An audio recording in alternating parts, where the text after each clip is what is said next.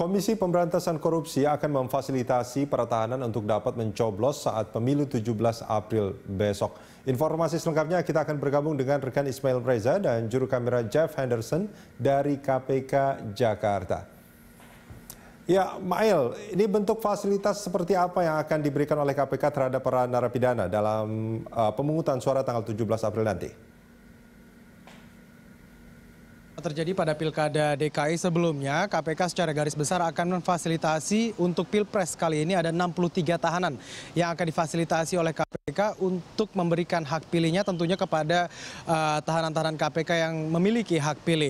Ada 63 tahanan yang berasal dari sejumlah rumah tahanan KPK, diantaranya ada rumah tahanan KPK cabang K4 atau tempat Gedung Merah Putih KPK saat ini saya berdiri, kemudian ada juga rumah tahanan cabang KPK di C1, ini merupakan gedung KPK yang lama, dan juga ada rumah tahanan Pomdam Jaya Guntur. Dari 3 rumah tahanan tersebut, KPK mendata ada 63 tahanan yang akan mendapatkan hak dan difasilitasi untuk memberikan hak pilih. Mekanismenya sama, mengikuti peraturan yang dimiliki oleh KPU. Mereka atau bagi tahanan yang berasal atau memiliki KTP DKI Jakarta tentu dapat menggunakan hak pilihnya untuk memberikan suara untuk pemilihan presiden, kemudian DPR RI, dan juga DPRD. Sementara untuk tahanan-tahanan yang KTP-nya tidak berasal dari DKI Jakarta atau mereka yang menggunakan form A5 hanya dapat menggunakan hak suaranya untuk pemilihan presiden 2019 saja. Dan itu nantinya KPK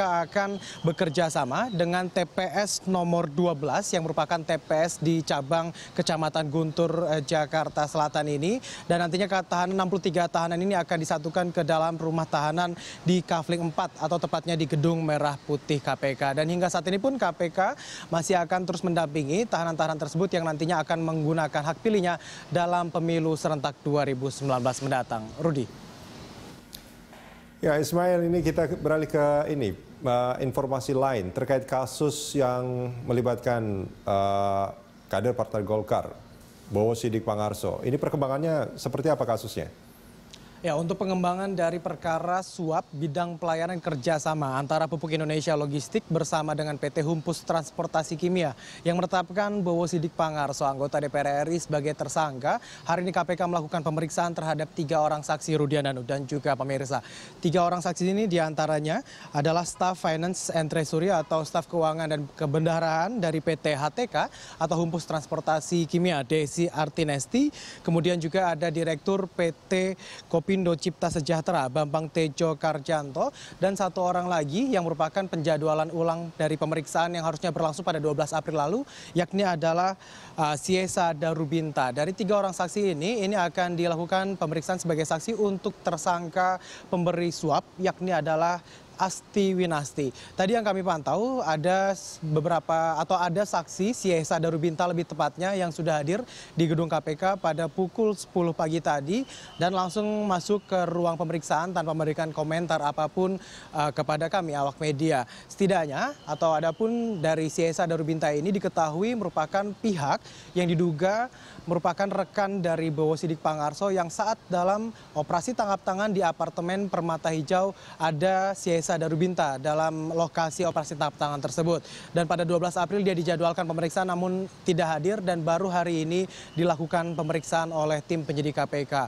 Yang kami ketahui atau kurang lebih informasi yang kami dapatkan dari tim penyidik KPK atau dari juru bicara KPK, Febri Diansyah, hingga saat ini KPK masih menelusuri sumber aliran dana atau sumber uang yang disita oleh KPK sebanyak 8 miliar yang merupakan atau akan digunakan oleh Bowo Sidik Pangarso untuk melakukan serangan fajar.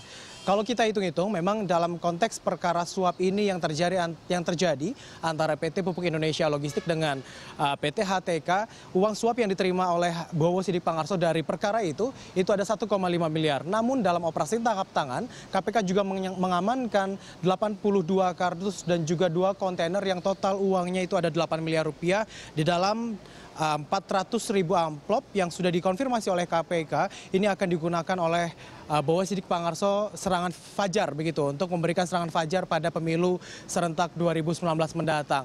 Dari 1,5 miliar yang didapatkan dari perkara Pilog atau Pupuk Indonesia dan juga PT HTK, KPK mendalami dari mana sisa uangnya. Artinya ada 6,5 miliar rupiah lagi yang digali oleh KPK sumber dari 6,5 miliar tersebut. Sebelumnya memang juru bicara KPK Febri Diansyah telah menyebutkan bahwa KPK telah mengidentifikasi siapa pihak yang memberikan uang kurang lebih 6,5 miliar rupiah tersebut. Artinya dalam hal ini KPK pun bisa menetapkan atau memperkarakan Bowo Sidik Pangarso dalam dua pasal yang berbeda, yakni adalah pasal suap dan juga pasal gratifikasi untuk 6,5 miliar rupiah yang hingga saat ini masih diidentifikasi oleh KPK siapa pemberi uangnya. Namun di sisi lain dalam perkembangannya atau dalam perkembangan penyidikan ini, pengacara dari Bowo Sidik Pangarso Saud Edward Raja Guguk sempat memberikan komentar-komentar juga yang mengejutkan.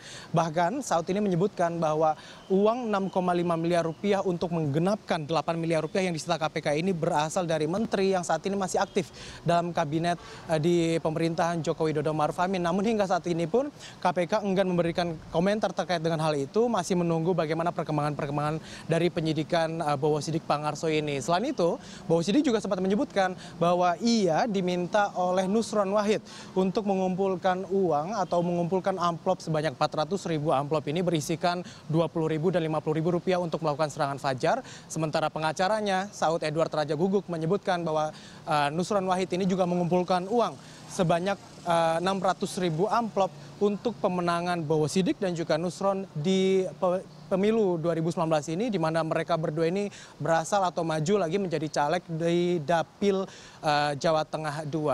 Itulah yang hingga saat ini terus didalami oleh tim penyidik KPK, siapa atau dari mana sumber uang yang dikumpulkan oleh Bowo Sidik Pangarso, dan tentunya KPK akan mengklarifikasi bukti-bukti yang ditemukan oleh KPK kepada saksi-saksi yang terus akan dipanggil oleh KPK minggu ini dan beberapa pekan ke depan juganya. Kurang lebih begitu, Rudi Anand, yang dapat kami sampaikan dari Komisi Pemberantasan Korupsi terkait dengan penyidikan Bowo Sidik Pangarso dalam perkara ini. Kembali ke Anda.